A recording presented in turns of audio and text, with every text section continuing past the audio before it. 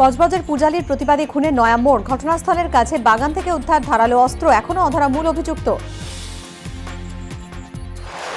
পূজালীর প্রতিবাদী খুনে পুলিশের ভূমিকা নিয়ে ক্ষুব্ধ স্থানীয় বাসিন্দারা।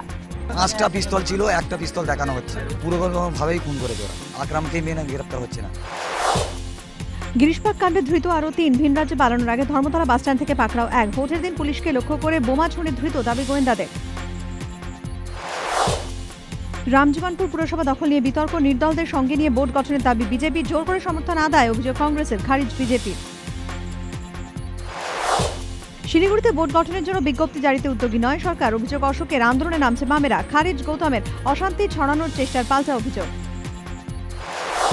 বিজেপির প্রাক্তন মন্ত্রী নিশানা এবার প্রধানমন্ত্রী। দিশাহীন আর্থিক নীতি বলে সরকারকে আক্রমণ, আর্থিক বৃদ্ধির হার নিয়ে বিভ্রান্তির অভিযোগ, বললেন কথা ছাড়া হচ্ছে না কাজ।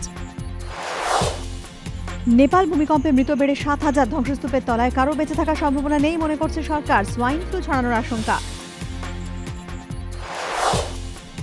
নতুন পরীর প্রথম ঝলক, রাজপরিবারে নতুন অতিথির আগমন ঘিরে তুঙ্গে উন্মাদনা ব্রিটেন জুড়ে।